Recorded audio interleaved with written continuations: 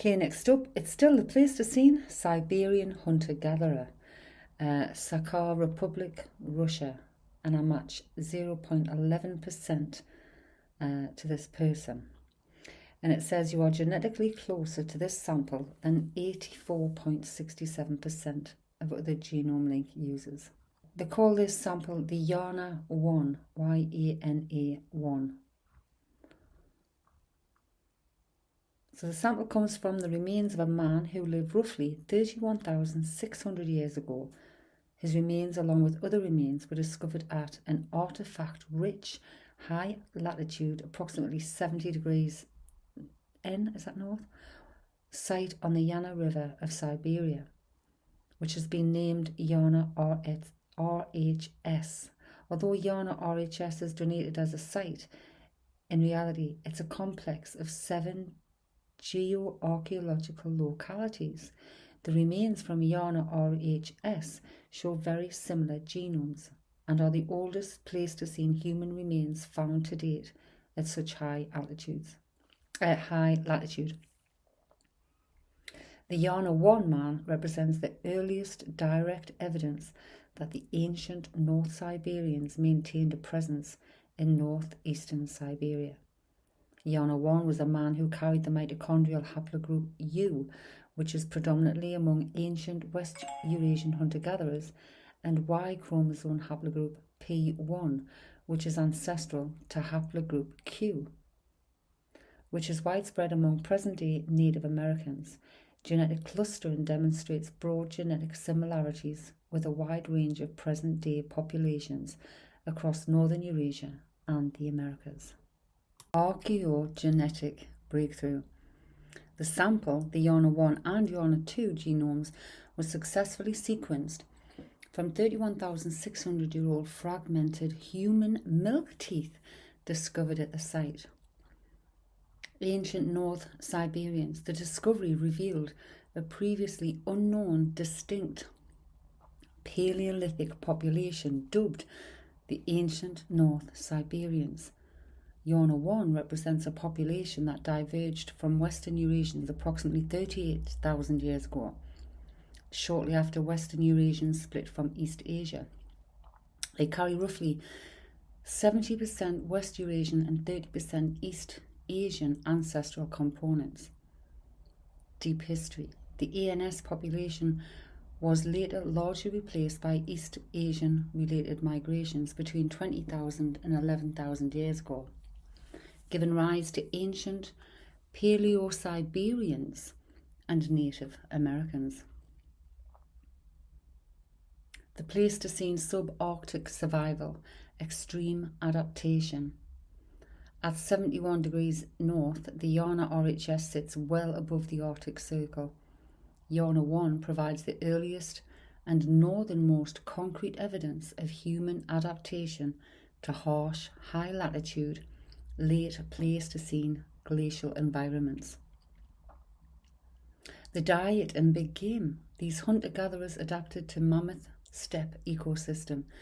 They survived primarily by hunting woolly mammoths, woolly rhinoceros, steppe bison and reindeer.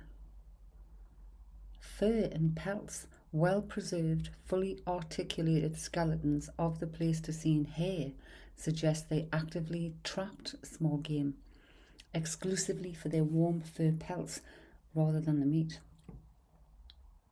Material culture.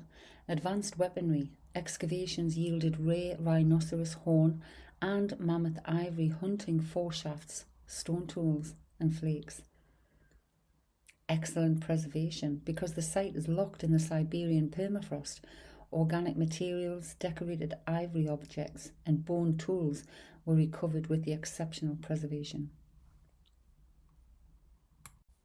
So based on the genetic analysis of the Yana1 skeletal remains and the archaeological evidence from the Yana Rhinoceros Horn Site, the life of this Upper Paleolithic man was defined by extreme environmental adaptation, sophisticated technology, and deep ancestral connections. He lived during a relatively stable, ice-free, interstadial period of the last glacial period, roughly 31,000 years ago. And here's what his daily life, community, and reality might have looked like. Contrary to the barren, frozen wasteland of modern Siberia, Yana1 lived in a highly productive mammoth steppe ecosystem. The weather was bitterly cold in the winter, but dry and relatively warm in the summer. The region was not covered by masses of massive ice sheets, allowing a rich carpet of grasses, herbs, and willow shrubs to thrive. He lived along the ancient floodplains of the Yana River, which served as a natural highway for migratory animals. Yana1 was a highly skilled big game hunter. His survival depended on coordinated, dangerous group hunts. The prey, his community primarily hunted bison, horses, and reindeer for food. They actively targeted woolly mammoths and woolly rhinoceros. While they ate the meat, these massive creatures were primarily prized as raw material factories. Because trees were scarce in the steppe, Yana1 used mammoth and rhino fat for fuel, bones for camp structures, and thick hides for clothing and shelters. He lived in a technologically advanced society that mastered materials modern humans struggle to manipulate. He would have known how to use steam and heat to straighten curved rhino horns and mammoth ivory into lethal spear foreshafts. He created bifacial stone tools, scrapers, and butchering flakes from local river cobbles. The camp contained fine bone needles. He wore tightly tailored, multi-layered fur and hide clothing capable of withstanding sub-zero Arctic winds.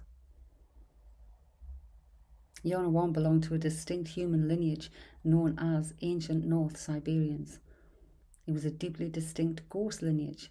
He split from Western Eurasians around 38,000 years ago, shortly after humans left Africa. He carried roughly 75% West Asian ancestry and 25% East Asian related ancestry. He lived in a small mobile band of perhaps 25 to 30 people. However, genetic testing shows his parents were not closely related. This proves his band regularly met with other distinct Arctic groups at seasonal hunting grounds to trade materials, share stories, and find mates, preventing inbreeding. His life was not just about survival. His people carved decorative pendants, etched intricate patterns into mammoth ivory, and created symbolic art showing a rich spiritual and symbolic inner life.